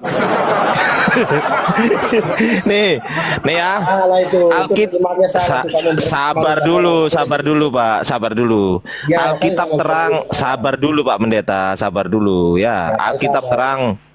Alkitab terang sabda.com nih kan. Nih, kanon kitab, dengerin dulu Pak, gantian ngomongnya Pak. Ya, saya nggak ngomong ini, saya lagi dengar. Ya udah diam. Oke. Kanon kitab suci yang terdiri dari 73 kitab ini pertama kalinya ditetapkan oleh siapa? Saya tanya ke Bapak dulu. Oleh siapa? Bom. Oleh siapa, Pak? Saya tanya Bapak dulu sebelum saya tunjukkan datanya. Oleh siapa? Kalau kanon itu dalam versi Oleh siapa? kami dalam Jawab. Kristen bukan oleh siapa, tetapi Oleh itu dikukuhkan oleh jemaat. Ya. Oleh Paus. Ini loh, ditetapkan oleh Paus Damasus I pada tahun 382, kucluk. Ya, makanya datanya kamu itu tidak tepat. Kamu ambil salah. data yang tidak otentik. Ampun Gurunda. Lanjut. Karena datanya kamu itu searching internet, data dari kelompok liberal, kelompok Injili. Kalau kamu mau tahu data textual criticism yang benar, kamu ambil data dari kelompok fundamentalis. Dari Katolik salah nggak? Kalau dari Katolik salah nggak, Pak? Kami tidak setuju. Salah pula Katolik. Ya, kan Katolik Mampus. oleh Konstantin sebelum tahun 313 itu sudah ada Codex Tablensis. Codex Tablensis itu dipakai Tunjukkan. oleh Luther untuk menerjemahkan Alkitab ke dalam bahasa Jerman. Itu dipegang oleh kelompok Waldensis. Tahun berapa itu? Makanya Iya, tahun berapa kok makanya? Codex Tablensis. Tahun berapa? Kan tadi kamu ngomong mengenai Katolik, saya hanya kasih tahu kamu sebelum Lah ya Katolik. tahun berapa? Tahun berapa itu? Ya nanti kamu carilah Codex Tablensis. Iya. Iya, saya cuma kasih tahu bahwa data yang kamu punya itu tidak lengkap. Udah Gurunda kosong ini Gurunda, lanjut. Datanya tidak lengkap. Data Udahlah. kamu itu data dari hasil searching, data dari kelompok liberal, kelompok Injili. Nggak ada isi. Nah, gitu.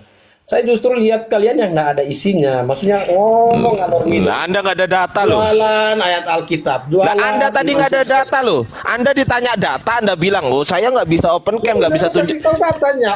Nih, aku bantu open cam sekarang. Silakan open cam. Silakan open cam. Saya bantu open cam. Sudah saya klik open cam tadi. Silakan disetujui, Pak. Silakan. Sudah setuju bisa ya? Bisa sudah bisa open cam. Coba disetujui. Oh.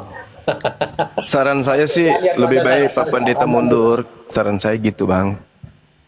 Daripada makin malu Bang, mending mundur Nah aja. ini ya, Ya, Saya ya bukakan coba. bukunya ya. Disimpan dulu, Pak. Disimpan dulu itu ada tulisan simpan. Woi, Saya- kameranya tulisan simpan dulu. Versi Latin kuno nomor Ngomong 24. sendiri dia nggak Nah, gede-gedein kameranya orang. dibuka dulu, ditekan simpan, Pak Pendeta. Diketik simpan, diklik simpan dulu, Pak. Simpan tuh gimana? Gini ya. Simpan dulu. Sudah. Belum. Nah, itu anak saya. Saran saya sih Bapak turun aja Pak, daripada makin malu sian jemaat. Enggak, ini ada bukunya ini, lihat ini. Iya, Pak. Iya, Di nggak on apa-apa. cam, disimpan, Bapak. Nah, ini bukan sembarangan ngomong, abang tujuh. Iya, buka dulu kameranya.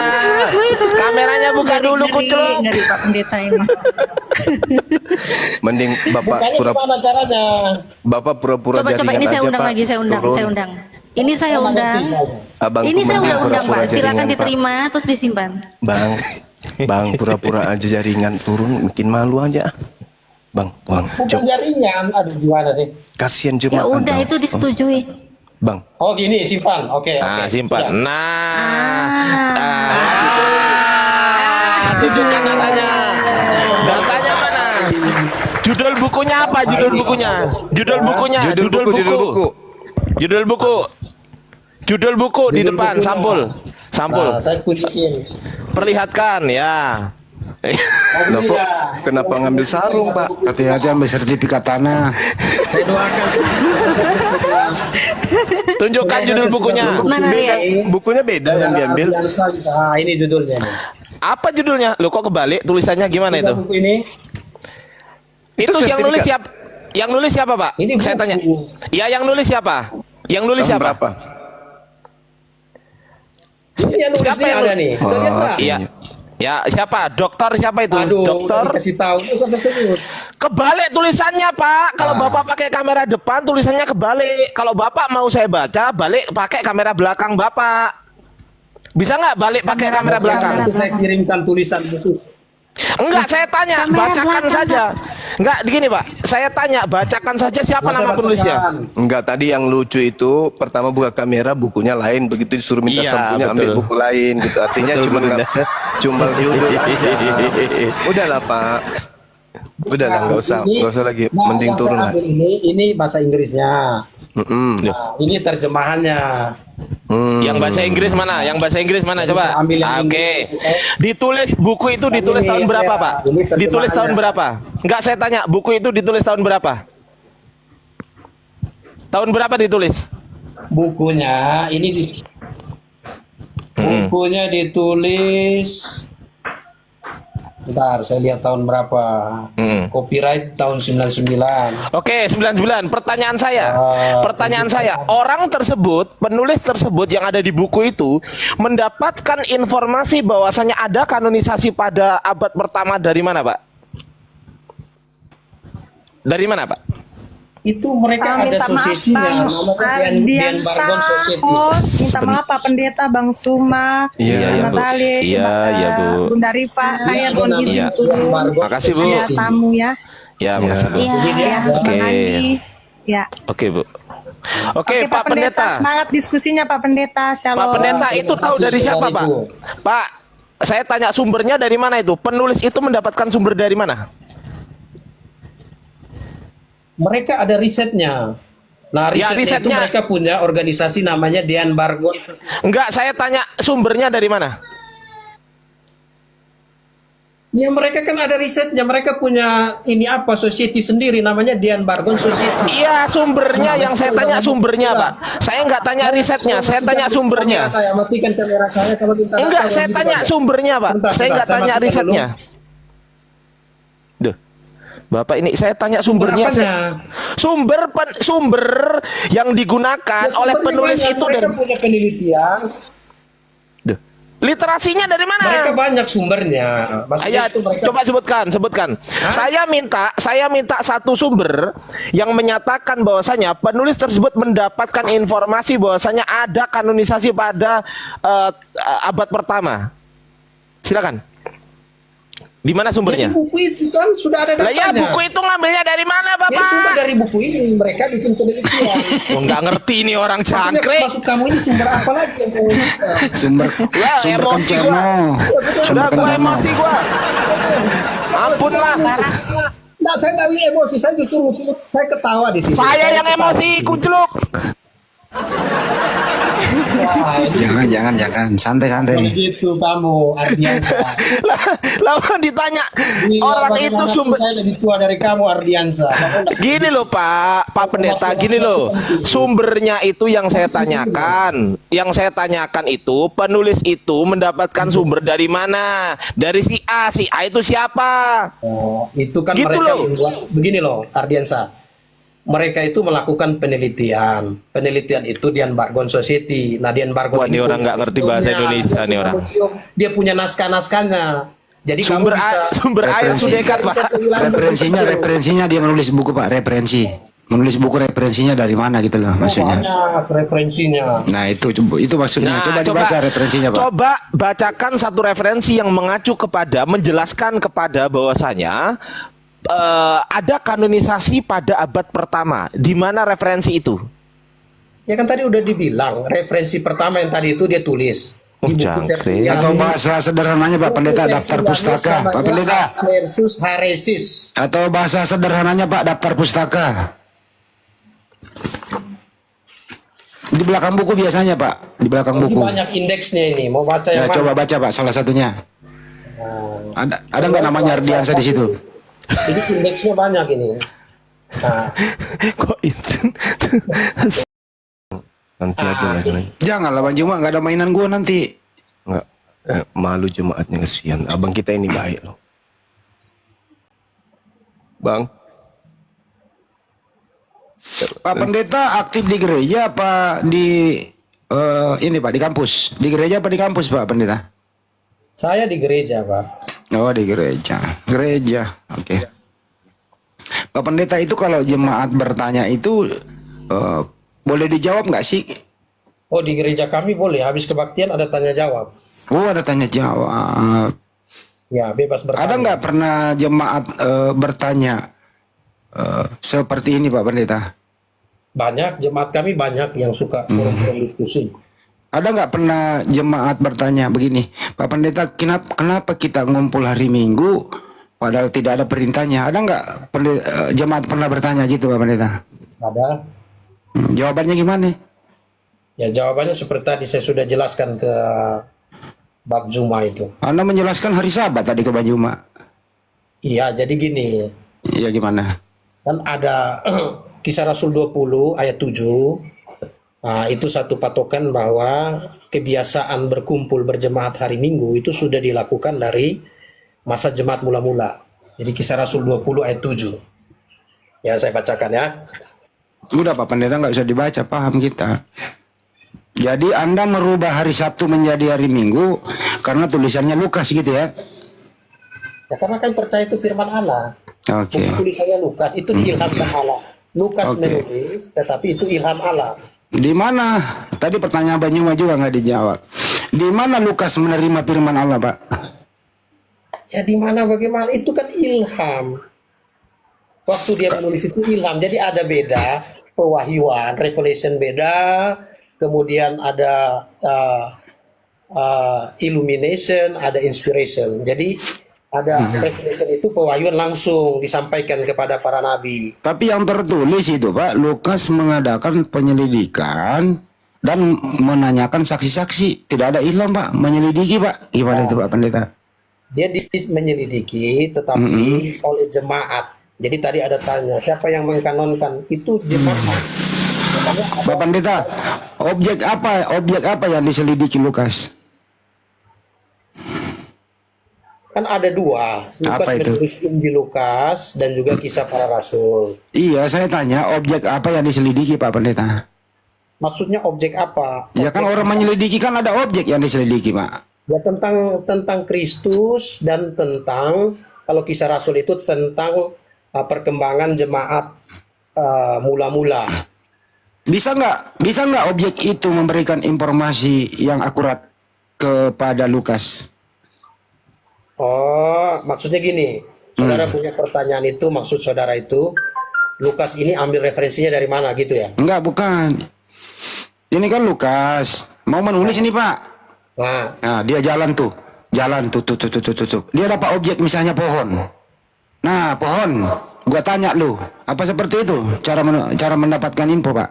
Oh, bukan begitu. Kan dibaca. Nah, terus apa yang dia terus objek apa yang diselidiki, Pak? Objek Saya apa? kasih contoh, ada tulisan Paulus yang tidak masuk dalam kanon. Misalnya surat Laodikia. Paulus loh. Kolose pasal yang ke... Saya nggak nanya Paulus, Lukas ini objek apa yang dia selidiki, Pak? Ya, dia menyelidiki, dia menulis mengenai Injil itu Yesus Kristus, tentang kehadiran Injil di bumi. Iya, apa yang diselidiki, Pak? Di mana? Apa yang diselidiki? Ya kan hasil penyelidikan yang ada di Alkitab ini, yaitu Injil Lukas. Saya nggak nanya hasilnya. Hasilnya Apa yang diselidiki, Pak? Gitu loh. Hasilnya kanon. Oh, jadi menyelidiki tulisan-tulisan. Bukan menyelidiki, maksudnya saya nggak ngerti maksudnya. Bapak ini misalnya mau menulis buku.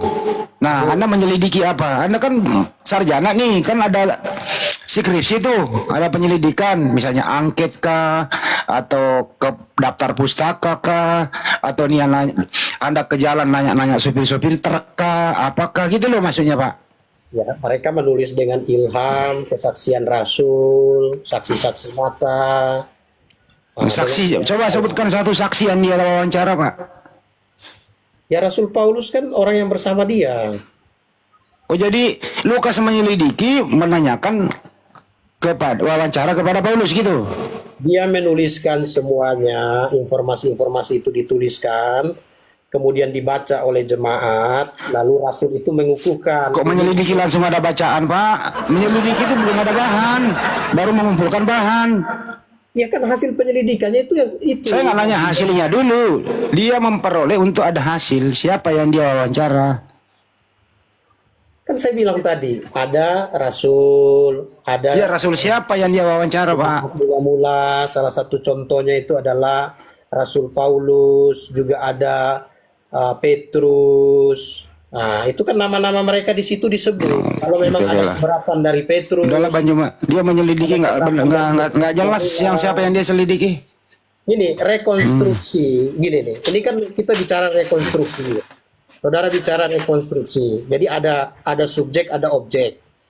Ya kan? Nah, saksi subjeknya pada waktu itu sesudah Lukas menulis semua data ini, ya dibacakan di jemaat. Pak Pendeta, kalau saya sebagai dosennya Lukas, saya nggak bikin lulus dia, Pak. Nggak bisa jadi sarjana dia kalau cara penyelidikannya begini, nggak jelas. Imannya beda dengan kami.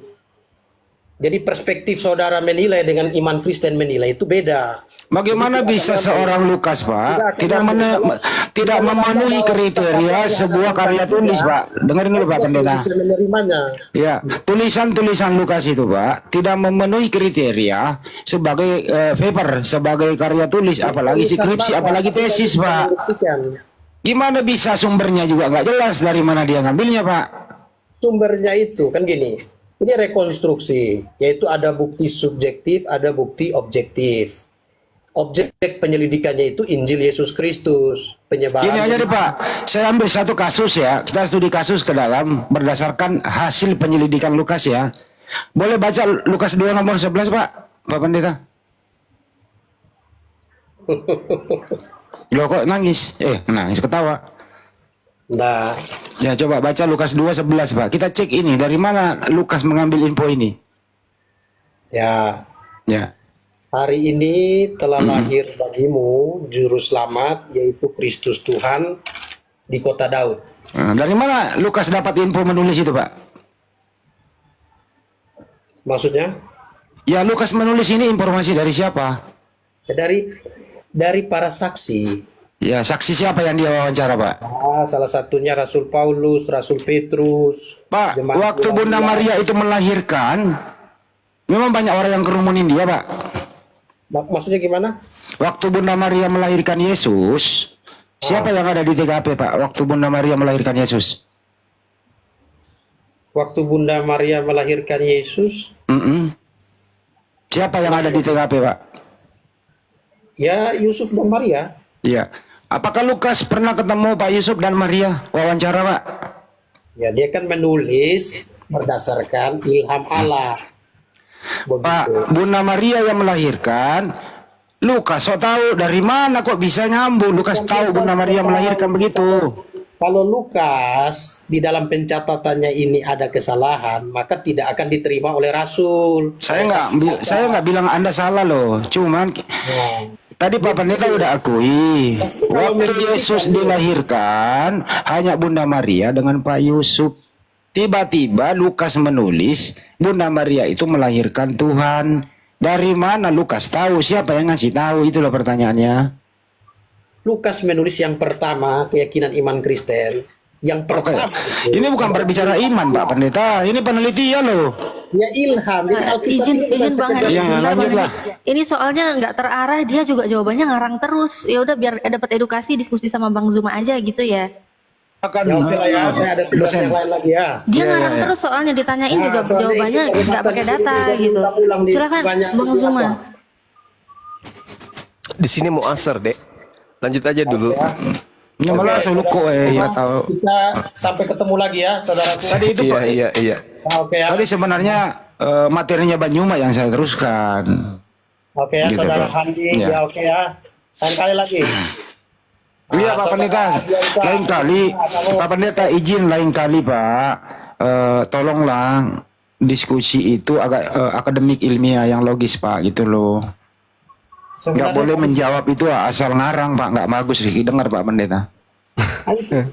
Iya Pak, kasihan jemaatnya loh Pak. Pendetanya ini dibangga-banggain kok jawabannya gitu loh bukan Pak. begitu. Maksud gini. Ini kan Gimana, Pak? prinsip peristiwa. Itu buktinya ada dua, bukti objektif, bukti subjektif. Nah, orang terdekat saja yang bukti subjeknya tidak ada yang komplain gitu. Makanya yang kedua kemudian ada penegasan dari Alkitab bahwa Buktinya di zaman sekarang Pak. Pendeta, ntar dulu Pak, Pendeta Yakob, Pendeta Purnomo, teman-teman itu mengatakan bahwa yang Anda pegang itu ada 6.000 lebih kesalahan Pak. Pendeta Purnomo itu, saya udah diskusi dan saya ada chatnya dengan Pak Yosua Teu juga. Jadi dia itu kan gini, naskah Alkitab itu kan kami tidak, yang asli, autograf itu tidak ada lagi. Yang ada itu apografa, itu salinan. Nah, Tapi Pak Pendeta akui itu bahwa ada kesalahan terjemahan lebih 6.000 kata itu Pak. sebenarnya tidak demikian, karena saya udah coba dia, saya kasih ada ayat yang dia bilang apa, saya lupa ya. Itu ada WA-nya. Setelah diteliti ke bahasa asli, justru benar, dia yang salah. Persepsi. Misalnya dia kritik Theos itu kok diterjemahkan menjadi Allah, kenapa enggak Tuhan gitu? Itu kan diteliti juga Pak, kenapa itu? Enggak Kalau diprotes. Tuhan itu kan bahasa Yunaninya Hokurios. Nah, Kok Tuhan kok kurios? Iya. Aduh, Kalau kacau Tuhan ini. dalam bahasa Yunani ke Indonesia itu, kalau Tuhan itu kurios tanpa artikel. Kalau Theos apa Pak? Kalau Theos Theos kalau diterjemahkan ke dalam bahasa Indonesia itu Allah. ini dia nih masalahnya nih Pak Pendeta ini. Ini dia nih racunnya nih. Makin akut. Itu Allah karena kan bahasa Indonesia. Tak bukain kamus mau nggak Pak Pendeta? Bagaimana? Theos itu kalau diterjemahin ke bahasa Inggris apa Pak Pendeta? Theos ke bahasa Inggris. Ya. God ke bahasa Indonesia apa Pak Pendeta? Kalau God itu Allah. Nah, Ya, kalau Lord baru aduh, Tuhan. ngarang bebas bener. Lord baru Tuhan. Saya ulang Pak Pendeta. Theos ke bahasa Inggris apa Pak Pendeta? Pertanyaannya. Pak Ini Pendeta. mutar. Theos ke bahasa Inggris apa? Apa? Theos ke bahasa Inggris apa? God. God ke bahasa Indonesia? Allah. Nenek moyang itu Pak yang salah. Kok bisa God menjadi Allah Pak? Aduh. Ya udah tidur sana Pak Pendeta tidur. Bahasa Arab. Kalau bahasa Arab ya saudara boleh Ya udah marah. Pak Pendeta Anda kan ngantuk, silakan tidur. Itu padanan. Harus dipahami. Tuhan Pak, di situ God itu Tuhan Pak. Kalau Tuhan itu bahasa Yunaninya itu Tuhan Hokurios. Kalau Tuhan Kurios tanpa artikel. Ah, sudah. Bentar, Kalau Tuhan apa Pak? Kalau Tuhan? Kurios tanpa artikel. Artikel apa sih? Pak, izin bentar Bang Handi, Ya, Bang ya. Handi. Pak, Bapak bilang kalau kurios itu Tuhan, kalau hokurios itu Tuhan. Ya. Yakin Pak? Iya, karena gini. Saya kasih tahu ya. Ini apa? Kalau bahasa Yunani, bahasa Yunani. Bahasa Yunaninya gini Pak, terjemah Indonesianya. Bentar, Ho didaskalos ho kurios. Artinya apa Pak? sebentar, saya jelaskan dulu. Bentar, Kak Pak Hadi, bentar Pak Hadi. Iya. Jadi bahasa Yunani itu, kalau kata tanpa artikel itu menjelaskan Kata tanpa artikel apa karakteristik. lagi? Kata tanpa artikel itu kayak kurios. Nah, itu tanpa artikel. Kalau ho kurios, Tanpa dimengerti ya Pak ya. Bentar. Bentar, aku mau masuk dulu di sini sebentar, izin ya guru-guruku sebentar aja ya. Nanti silakan nanti kamu Jadi lanjut. kalau perlu tampilin datanya. Iya. Oke, jadi gini. gimana Pak? Jadi kata di dalam bahasa Yunani gini, ada kata yang berartikel, ada kata yang tidak berartikel. Nah, artikel itu contoh, ho itu artikel, ho, oi, nah itu artikel. Jadi misalnya ho kurios, dia bisa berubah menjadi oi kurioi. Nah, itu artikel. Artikel itu. Nah, kalau tanpa artikel, jadi kata yang memiliki artikel itu menjelaskan tentang kata tersebut. Nah, Kata kalau ganti dia- tersebut. Maksudnya kata kalau dia ganti bentuk relatif nominatif, pronoun, maksudnya gitu kan Pak? relatif pronoun itu perubahan, itu tensisnya. Ini masih kita bicara kata. Enggak gini loh Pak. Bapak kan bilang kalau kurios itu tuan, ho kurios itu Tuhan. Sedangkan ho sendiri itu dimaksudkan relatif pronoun kan Pak? Aduh, salah itu. Aduh, salah. Tergantung kalimatnya. Data ya, data. Itu Saya gini, lihatin data. kamunya Gimana kata Pak? kerjanya seperti apa? Ini Kita lihat ya, kalau ho kurios katanya Tuhan ya. Kita lihat Tuhan barunya Pak Suat ya. Kita lihat. Sebentar ya.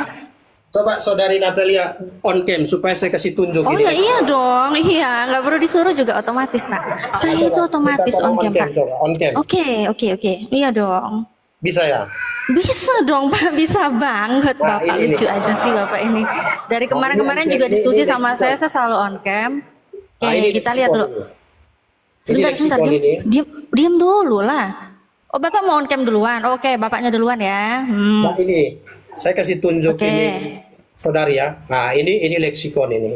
Leksikon Terus? kebalik-balik. Terus ho kuriosnya gimana Pak? Ho Nah, katanya ini- bukan relatif pronoun. Relatif pronoun itu sudah bicara tensi sesuai dengan kalimat, kata di dalam Iya. kalimat. Tadi Kalau kata Bapak saudara- ho itu bukan relatif pronoun ya. Saya tunjukin data nih. Terus kalau ho kurios kata Bapak, ho kurios itu berarti Tuhan ya. Saya tunjukin nanti Tuhan baru Bapak. Ketemu Pak. Tenang aja Pak. Bapak gimana Pak? Udah. Data apa sih yang Bapak mau tunjukin? Ya saya mau tunjukin. Nah ini misalnya. Nah, ini nih ya. Misalnya Oke. di artikel. Apa Pak? Itu putih semua nggak kelihatan tulisannya. Nah, ini artikelnya yang ini nih. Ini nih. Artikel. Nah, ini nih, tabel artikel ada ho, tau, te, ton. Apa Nah, sih, ini Pak? artikel. Ini. Bapak sebentar, Bapak tuh tahu artikel nggak sih artinya tuh Bapak? Bapak tuh ngomong artikel, Bapak tahu artikel nggak sih Pak? Aduh Bapak ini. Artikel itu bukan seperti pengertian kita, tulis apa. Bukan karya tulis ya, bukan. Ya, ini Oke. dalam Terus ho itu apa Pak? Kalau bukan relatif pronoun, ho itu apa Pak? Ini maksud Pak? ho itu, kalau ini terpisah dari kalimat ya, kecuali saudara ambil di kalimat, lalu saudara lihat leksikon, karena itu artikel itu akan menjelaskan kalimat yang saudara kutip. Iya, Nah, kalau dia bisa bukan berubah, relatif dia bisa pronoun berubah itu jadi apa, relatif Bapak? pronoun dan segala macam. Ho itu kan artinya dan. Kalau bahasa Yunani ho, Indonesia dan. Salah itu. Dan itu kain. Enggak, gini aja pakai data. Bahasa Yunani itu kain. Pakai data. Bapak udah selesai belum sih Pak? Saya mau pakai data loh Pak. Bapak ini on cam muka doang ditampilin, nggak ada datanya. Gimana sih Pak? Muka doang mah aku juga bisa Pak, muka Nggak doang. ada, Pak. saya dari tadi berusaha hindarin muka saya nih. Oke. Gantian ya Pak ya? Ya, silakan. Oke. Oke, ini ya Pak ya. Kalau ini kan yang kuriosnya untuk Yesus ya. Yohanes 13 ya kan. Kalau di terjemahan LAI kamu menyebut aku guru dan juga Tuhan ya. Ternyata kurios kan Pak. Ini ho. Kita klik ya Pak ya. Ho kurios. Ini di Yohanes 13 kata Bapak. Ho kurios untuk Tuhan. Kita buka summary. Ternyata ho ini relatif pronoun ya Pak ya. Relatif pronoun Pak. Paham Pak? relatif pronoun. Oh jelas dong ya, kata ganti relatif ya Pak ya. Kata ganti relatif. Oke, kembali ke statement Bapak. Kalau kurios saja tanpa ho itu berarti Tuhan. Sedangkan ho kurios katanya itu Tuhan. Saya perkenalkan Tuhan baru Bapak. Bapak bisa baca Pak? Ini Matius. Kok sebentar? Ya sabar ta. Aku data Sabar loh dulu, Pak. Sabar Aku dulu, data terusin. loh Pak. Oke ya. Bapak bisa baca Pak. Oke, sebelum ke original teks, Bapak lihat dulu ya. Matius 20 yang ke-8. Ketika hari malam, tuan itu berkata kepada mandurnya, "Pergilah pekerja-pekerja itu dan bayarkan upah mereka, mulai dengan mereka yang masuk terakhir hingga mereka yang masuk terdahulu." Tuan yang berkata kepada mandurnya ya. Ini tuan ya, punya mandur. Kita lihat, kita ke Bible Hub original text ya. Matius 28. Tuan baru Bapak Pak.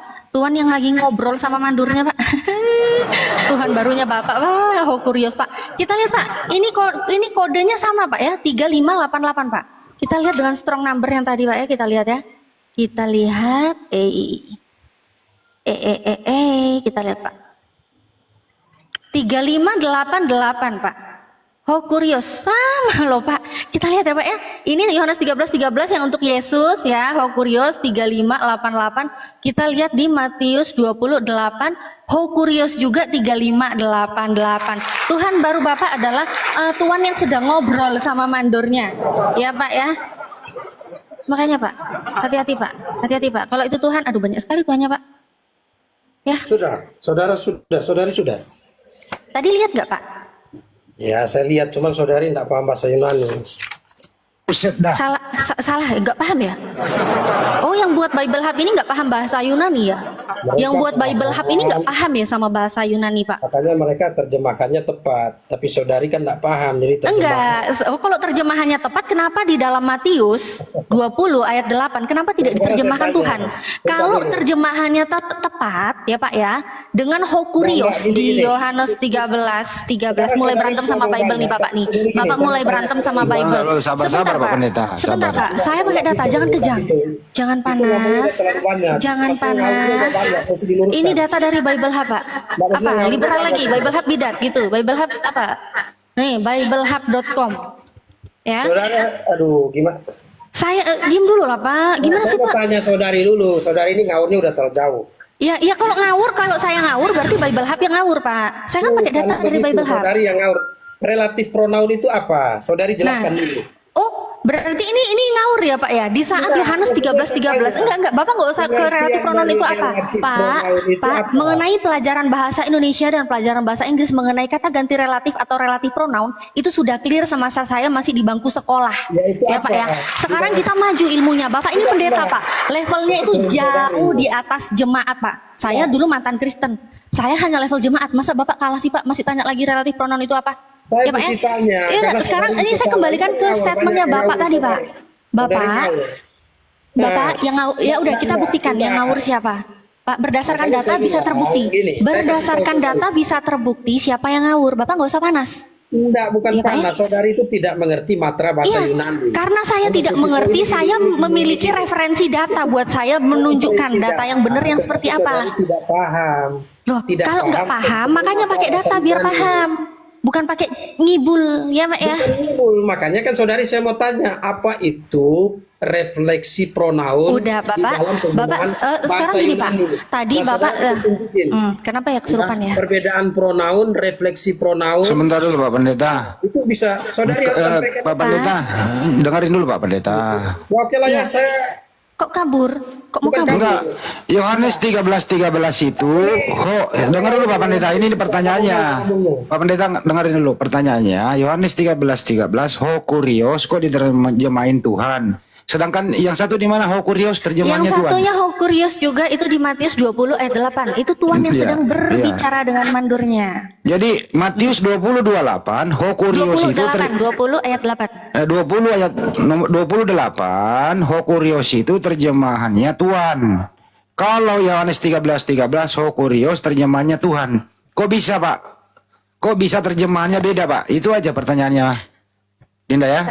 Itu ya? Ya, karena Ya, dengan, itu silakan. karena dengan statementnya Pak Pendeta tadi ya sangat jelas sekali statement dari Pak Pendeta. Kurios aja itu Tuhan, sedangkan Hokurios itu Tuhan. Nah, bagaimana Pak? Apa yang terjadi di dalam Matius dan Yohanes 13:13? Kenapa di dalam Bible Bapak, khusus Yesus, ada kata Hokurios, itu Tuhan.